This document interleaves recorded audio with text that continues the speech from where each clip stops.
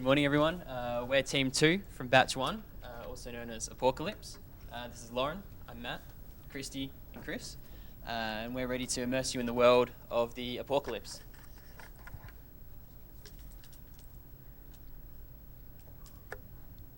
Since the events of the Big Bad Wolf, the pig community have lived happily and carefree lives in the town of New Hampton. That is until the Aporkalypse. No one knows where it came from. All they know is that they must unify, fortify, and keep their tails curled until the zombie pigs can be cured.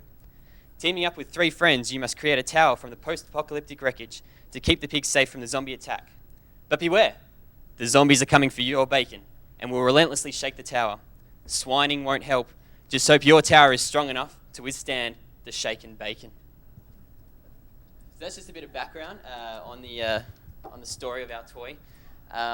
So we wanted to create an immersive game that involved construction and like a bit of a challenge. So we had a vibrating plate that's driven electronically, and the plate is freestanding, so it can rotate in any direction. Well, like linearly. Yeah. So how it works is essentially we have a spinner here, and you spin and you select a part, and from the part you construct a tower. But on the spinner there's also shaken bacon, which is like the zombie shaking the tower. So if you accidentally get that on the spinner, you have to hit the shake button, and the platform will shake, and you just got to hope that your tower doesn't fall down. Yeah. So on the technical side, we had 2 batteries, an Arduino, 4 MOSFETs, and 4 solenoids. All the solenoids are in the corners. They are connected to the Arduino on 4 different pins, which sends random signals to each solenoid to simulate an earthquake or zombie shaking the base. And moving on to the prototype, we carried a couple of different pieces that resemble a toilet seat, a mirror, a sink, a chainsaw, a pickaxe. And we machined the base out of plastic.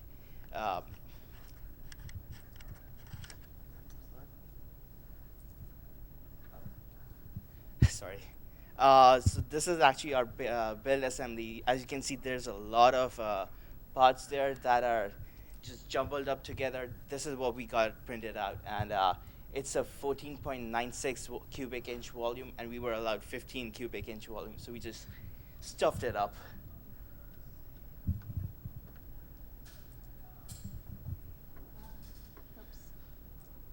All right, so here is a picture of some of our game pieces. These are the more special ones that Chris was talking about. And so these are the ones that represent something you would find in the apocalypse. This is what we kind of call our family photo of our pieces. And then how the pieces come together is they're color-coded. So we have blue construction pieces, orange connection pieces, and then our green pieces are kind of the special ones that you just saw in the family photo there.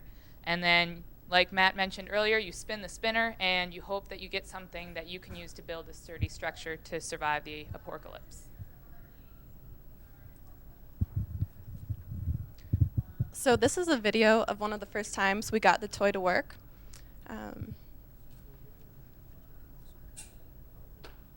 It was pretty exciting when it finally started vibrating. And this was just a few days ago.